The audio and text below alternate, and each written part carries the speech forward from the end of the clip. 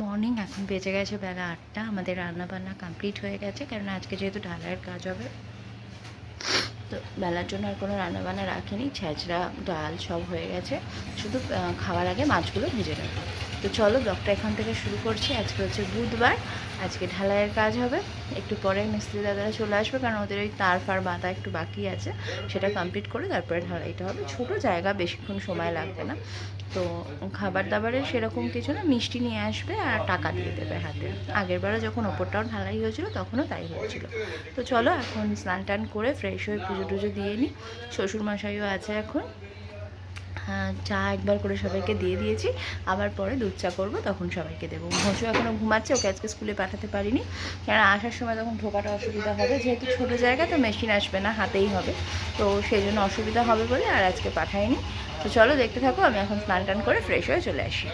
করে এসে ওপরে পুজো দেওয়া হয়ে গেছে, নিচে পুজো বাবা করছে, বাবা হয়ে গেলে আমি করবো। বাবা যেহেতু ছুটি নিয়েছে, এখন সিএল নিয়েছে। তো এখানে 1 লিটার দুধ আমি গরম করে রাখছি, 500 আছে, ওটা দিয়ে ফার্স্টে চা করবো, কেননা এটা একটু বারবার চা খায়, তো সেই জন্য আগে ওটা দিয়ে করবো, তারপরে যদি লাগে তখন এটা নেবো। তো এখানে এটাকে ভালো করে আগে ফুটিয়ে রাখছি, একটু পরে চা বসাবো। কালকেই 4-5 বার চা করেছি, তো ওই জন্য বড়ো জায়গাটা নিয়েছি আজকে দুধটা ফোটানোর জন্য। বড় জায়গা, এখানে চা বসিয়ে দিলাম। তারপর ঘরটা একটু পরিষ্কার করে রাখলাম, খুব বেশি করে লাভ নেই, এখন ধুলো হবে, দিলাম। আজকে রাতেই চাদরটা পাল্টাতে হবে, যেহেতু ধরো এখানেই থাক, থুপ থুপ থুপ হবে, তো ঘর তো নোংরা হবেই, তো ওই জন্য এখন থাক, রাতের দিকে চেঞ্জ করে দেবো।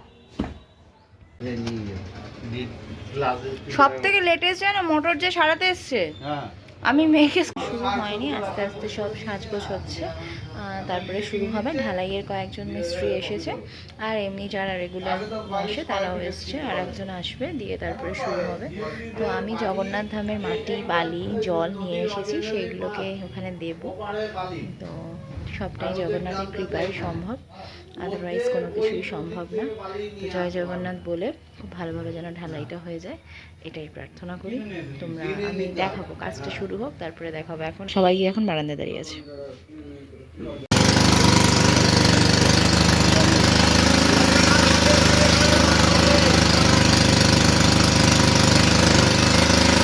এরমভাবে কভার কাপ করাও ছিল, যে ওইগুলো নাহলে ছিটে ছিটে আসবে। এই যে ছাদ হয়ে গেছে কমপ্লিট, দেখতে পারো তোমরা। আর এই মাত্র ওরাও চলে গেল, এখন 3:30 মতো বাজে। শুয়ে থাকবো, আর পারছি না, এত রাখবো, উপর নিচ করেছি, আর ভালো লাগছে না, একটু শুয়ে রেস্ট নিই, তারপরে বিকেলে ফেলে একটু কী করবো না। একেবারে সমস্ত কিছু বসলাম, এই যে বিছানা টিছানা সব চাদর টাদর পাল্টে, ঘর দোর ক্লিন করে। ওর নাকি অন্নপ্রাশন হচ্ছে, ওকে ভূতনি সাজানো হয়েছে। মেকআপ আর্টিস্ট হচ্ছে মিস মাহি। এখন ওকে পড়াতে বসাবো। তো চলো, গেছে চিকেন আনতে, বাবাকে চিকেন কাবাব করে খাওয়ানো হবে। নিউ পেন্সিল বক্স, এটা এর মধ্যে ল্যাম্প আছে, দেখুন, এই যে এটা পুরো তুললাম, লাইট জ্বলছে। মশাইকে খাওয়াবো চিকেন তন্দুরি। চিকেন তন্দুরি বসিয়ে দিয়েছি এখানে, আর এখানে বসিয়ে দিয়েছি কর্ন, বেবি কর্ন সেদ্ধ, এটা হচ্ছে কালকে মেয়ের টিফিনের। আর আমি করবো হচ্ছে বেগুনের ভর্তা, বেগুন ভেজে। এখানটা ক্লিন করে নিই, বাসনগুলো যেগুলো আছে সব মেজে মুজে সরিয়ে দিই, দিয়ে তারপরে বেগুনের ভর্তাটা করবো। তো আজকের ব্লগটা এখানেই শেষ করছি। নতুন ব্লগ নিয়ে খুব তাড়াতাড়ি চলে আসবো। সবাই খুব ভালো থাকো, সুস্থ থাকো, সাবধানে থাকো, এবং শুভরাত্রি জানিয়ে ব্লগটা শেষ করলাম। টাটা।